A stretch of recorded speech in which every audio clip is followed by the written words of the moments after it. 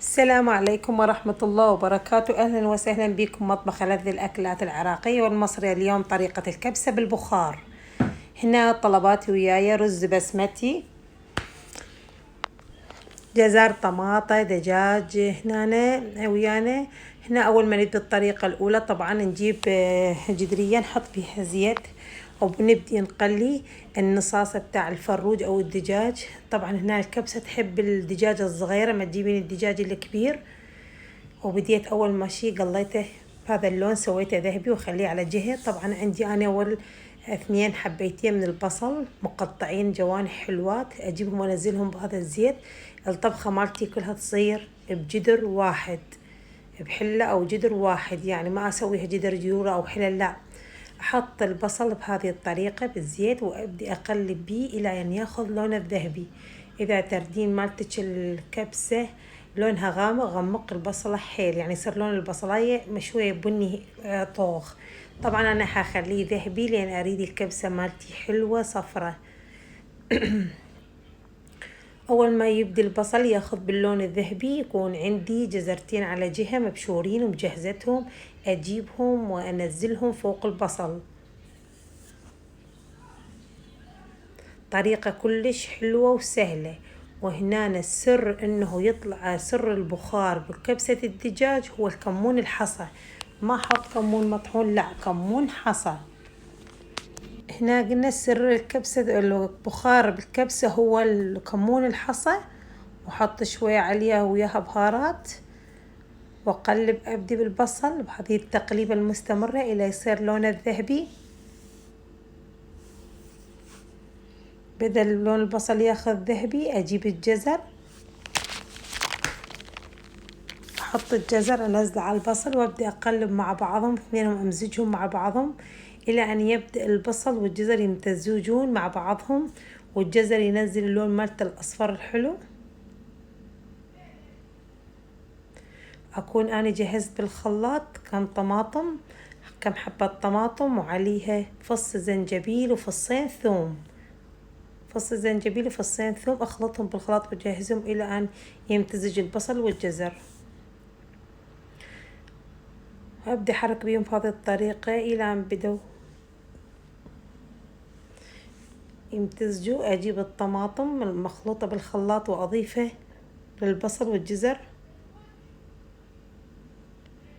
أحركهم تحريكة بسيطة وأتركهم إلى أن يتسبك. الطماطم تتسبك، تاخذ بالتسبيكة واللون الأحمر.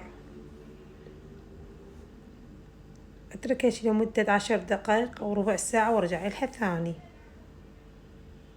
بعد ما رجعت لها ثاني وبدأت تسبكت الطماطم بهذا اللون والبصل والجزر كله ذاب بطن التسبيكة، وهنا أنا أجيب وأضيف لها شوية مي وعادل الملوحة مالتها. ضفت لها مي للتسبيكة مالتي، سويت بيها مرق وعادل نسبة الملح مالتها. وبعدين أجيب إن صدور الدجاج، أنزل الدجاج بالراحة بهذا المرق،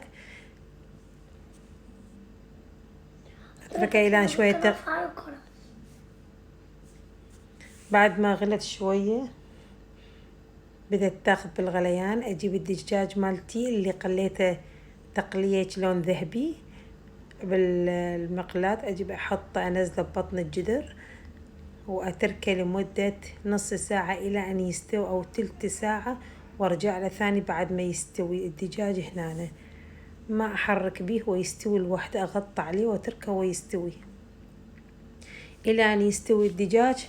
أروح أسوي على الجهة الثانية. عندي مقلاة وبيها شوية زيت، أجيب مقلاة حلوة وبيها شوية زيت ساخن، وعندي شوية جزر بقع عزلته على جهة مبشور. أجيب شوية الجزر وأنزله بهذا الزيت ببطن المقلاة وأبدأ أقلب الزيت والجزر مع بعضهم. وأنا أبدأ أقلب الجزر بويا الزيت، أضيف هنا شوية نسبة من السكر على مود الجزر ياخذ بالذوبان ويا الزيت. وعندي على جهة كشمش أو زبيب ما يسموها بالدول برا، مغسول وجاهز على جهة خالته. هو طبعا هنا الكشمش الحلو او الزبيب الحلو الاسود ما لقيته، هنا لقيت التركي الاشقر لونه، وهذا ولا هذا، بس ذاك شنو يكون لونه بارز حلو ويا الكبسة اللون الاسود الزبيب الاسود.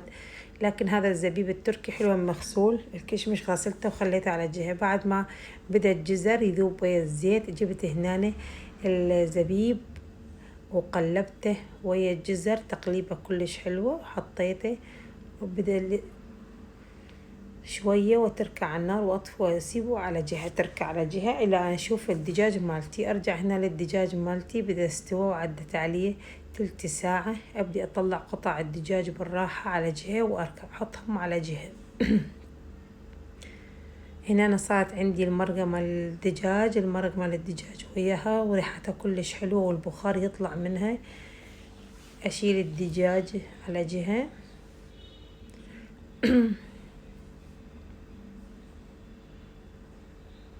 بسم الله الرحمن الرحيم. ناخذ قطع الدجاج بالراحة نشيلها. قلت لكم الكبسة هنا تحتاج الفروج الحلو، الدجاج الصغير مو الكبير. بعد ما نطلع قطع الدجاج هنا نضيف شوية مي على هذا المرق على مود نسوي تنصيبة الرز البسمتي. يكون عندي رز بسمتي مغسول منقوع لمدة ساعة من الحباية الحلوة الطويلة، على مود الحباية تنثر وياي مالت الرز حلوة تصير. هنا شوية شكلها هي كابس، اضيف لها شوية مي همينة وتدي ملوحتها انتي. بعد تعدلين الملح مالتك حسب طبختك انتي، بالاولى حطيتي هواي او لا براحتك.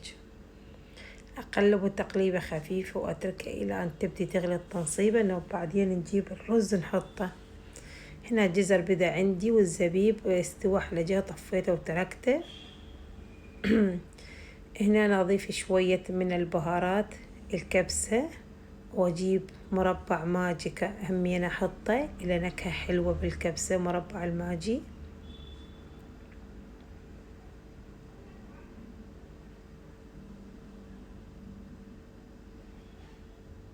واغطيه شوية الى ان تبدي تغلي.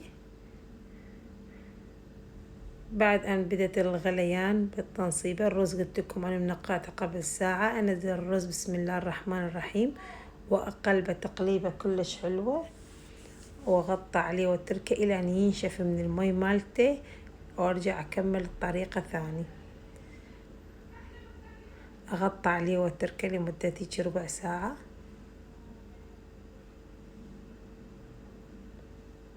بعد ما بنشف من عند المي رجعنا له ثاني. هسه اجيب مالتي القطع الدجاج اللي ما قليتهم. لا اول مرة انزل الجزر والزبيب احطهم على وجه الرز. بهذه الطريقة انزل الجزر والزبيب اصفهم. طبعا انا هنا نظفت لهم مرشة من القرفة او الدارسين احنا نسميه بالعراق، ورشة من الهيل، رشيتهم رشات خفيفة. الفيديو ما جاباهم رشتين حلوات، معلقة صغيرة من القرفة ومعلقة صغيرة من الهيل او الحبهان المطحون. اجيب الدجاج بهذه الطريقة اصفه على وجه الجدرية، وبعدين اغطيه بورق الالمنيوم وحكم بحيث البخار ما يتسرب برا، على مود الدجاج والرز كله يستوي مع بعضه. طريقة كلش حلوة وسهلة وبسيطة، وطعمها كلش خرافي وحلو، كلش حلو طعمها. وألف هنا اللي أكلها وما ينول سهمكم إلا العافية من هاي الأكلة الحلوة. أتركه لمدة نص ساعة وأرجع له. طبعا أنا كنت أطلع جيت هنا فتحت على الأكل أول مرة قبل لا أطلع، ما شاء الله بسم الله الرحمن الرحيم، البخار ماكل الدجاج ومستوي والرز يتناثر بناثر. حط شوية وخر الدجاج على جهة، قطع الدجاج على جهة على مود أقدر أخذ الرز من جوا. أبدي أخذ شوية قطعة من الدجاج أخذ، والرز شوفكم الرز شلون منثور نثر وحلو مستوي. بسم الله الرحمن الرحيم. شوف الرز يتناثر بناثر، يتطشر حباية الرز تتطشر، وعليها الجزر وعليها البصل وعليها الزبيب وكلش حلوة، والكشمش عليها كلش حلو. أجيب قطعة من الدجاج وياها طبعا لازم اشوفكم شلون الدجاج مستوي،